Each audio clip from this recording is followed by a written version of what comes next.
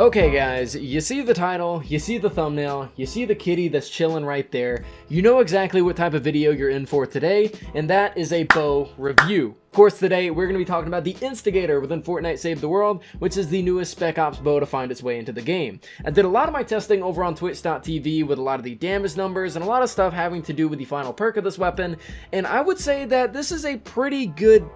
Don't bite the mic. And I would say that overall, this bow is probably an S tier in my opinion. Hey.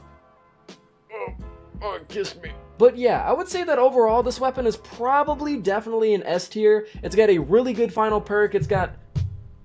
Can you not? It's got a really good final perk. It's got a really good reload time, drawback, and just overall base damage and crit chance. The perks are pretty good on it as well. Can you not? Can you please? But without further ado, let's go ahead and jump into the video. Alright, so let's not waste any time. Let's go ahead and jump into the Instigator, talk about where you get it from, the perks you want to have it with, the hero loadout, the stats, and everything in between, and why this weapon is so good overall. So first off, we're going to go ahead and start off with where you can get this weapon from, and you can get it from the weekly store for 1680 gold. I really wish that they would put weapons like this in the event store, seeing as the entire event is themed around Spec Ops weapons, and this is a Spec Ops weapon, but you can only get it for 1 week. It's stupid, but I digress. Now, once you do get this weapon, the perks that I would personally suggest that you put on it is a double crit damage and a double crit rating with any element that you want. This is always really good for bows because they're very slow firing, so having a very good crit rating is really nice. Now, the final perk on this weapon says keeping the bow drawn past max charge will fire an arrow that debuffs the target, increasing their damage taken from all sources by 20% for 10 seconds, and it does not affect bosses. Now, we will be going very much in depth with this perk, but I want to go ahead and get the stats and the hero loadout out of the way first. So moving on over to the stats, this of course is with Rabbit Raider, either in your commander or your support. I think it might be support, I'm not entirely sure. The damage on this weapon is 91,000 with the headshot damage at 229,000, so the headshot multiplier is very nice. The critical hit chance is at 51% with a crit hit damage of 420. Which is also nice. The fire rate 1.8, the range 10,000, not the best, but you know, it's okay. Reload time of 1.3 and the impact of 5,000. This weapon very much feels like the boom bow. Aside from the range, it has the exact same reload and the exact same drawback and everything, just lacking a little bit on the range, but it's not the biggest of deals. And the main hero loadout that you guys are going to be seeing in this video is going to be with Stoneheart Pharah in the commander slot, as she is the only bow hero in the game. Totally rocking out with Battle Beat and Subwoofers. You could do Varsity Hero if you wanted. Sure Shot for the crit damage, Locked and Reloaded for damage after reload, and Quick Scope for damage overall. Now, going back to the main perk on the Instigator, it says keeping the bow drawn past max charge will fire an arrow that debuffs the target. Now, how you know that you've drawn it past max charge is you'll see a little bit of a red glistening on the edge of your arrow, and once it kind of pings, very similar to the Vendortech Seeker, then you know that you are ready to actually fire the arrow. Once you do hit an enemy, the way that you know that they have been debuffed is you'll see like a little red marker right above their head, and that way you will know that they will take increased damage. It goes on to say increasing the damage taken from all sources by 20% for 10 seconds. So any kind of damage that the enemy takes while it has that debuff will be 20% more than normal as long as you see the little red marker above their head. And it says does not affect bosses. Now, I did a ton of testing with this perk to figure out pretty much everything that you need to know. So first off, it says does not affect bosses. What does this mean? It pretty much means just the Mythic Storm King.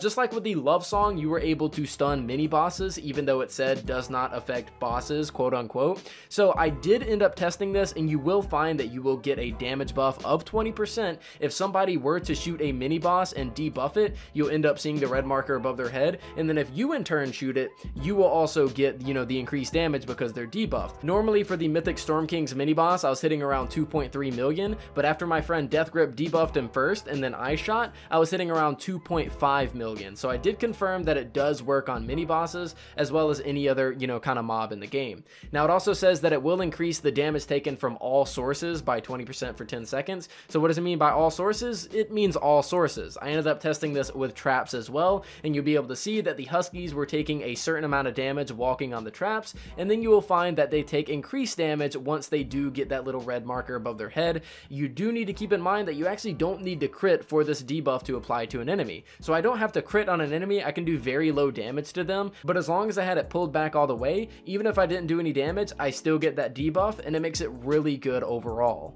Now, testing this weapon in a full squad in a lot of different scenarios, I found that with Rabbit Raider, you're going to be hitting around 2.3 million damage with Totally Rockin' Out when you do eat a wafer, and 1.9 to 2.0 whenever you are not eating a wafer and testing with Rabbit Raider in the Commander. I also did a little bit of testing with Pharah, and I found that with Pharah, you're going to be hitting around 1.6 million after you eat a wafer in a full squad, and around, 1.3 to 1.2 million without that wafer, meaning that even if you aren't playing Rabbit Raider, you can still deal quite a lot of damage with Pharah and still have that added AoE bonus, which is something that this bow lacks overall. If I had to compare this bow to one thing at the end of the day, I'd probably have to compare it to the Night Owl, as the Night Owl is the highest damaging bow out of all the bows in the game. However, it takes a very long time to pull all the way back, it has a very low range, it feels clunky, and it has a very low crit hit chance on top of that. This weapon will easily outdo the Night Owl, as it's built very much like a boom bow, has very similar damage, only a few 100,000 below in the grand scheme of things, and has an even better crit hit chance, meaning for more overall damage over the course of a firefight.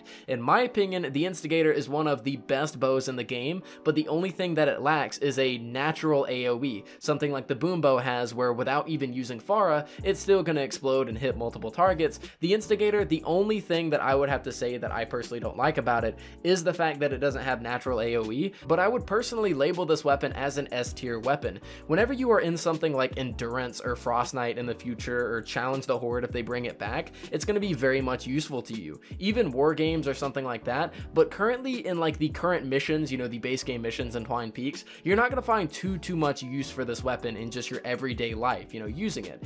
You could use this weapon as just a purely kind of like junior version of the Night Owl to deal crazy amounts of damage, and that's basically what I would suggest that you do with Pharah, because you still do hit those 1.3 to 1.6 millions on top of the, branching arrows to hit other enemies. But the final perk, you're going to be finding the most enjoyment out of it and the most usage out of it with stuff like Endurance or the Mythic Storm King, where you can burst down the mini boss by getting extra damage. It's a really good perk overall. I am kind of disappointed that it doesn't work on the Mythic Storm King himself, so that you could burst him down at the end of a mission, but I did find that this perk and this weapon overall is actually very good, and I would place it in S tier. And I do gotta say, I was very much pleasantly surprised with this bow overall. It's got utility, it's got sustain, it's got very high damage, and just overall, it's one of the better bows in the game. The only thing it's lacking is AoE, but I still give it an S tier anyways because I absolutely love it. Let me know what you guys think down in the comments down below. This bow definitely has a lot going for it. It's one of the better ones in the game, and I absolutely cannot get enough of it. Well, I can get enough of the normal bows. This bow right here, though, I'll make a slight exception for. But guys, that's it for me. Thank you guys so much for watching. Let me know what you guys thought in the comments down below about this bow, if you've already used it or anything like that. But that's it for me. Thank you guys so much for watching. I'll see you all next time.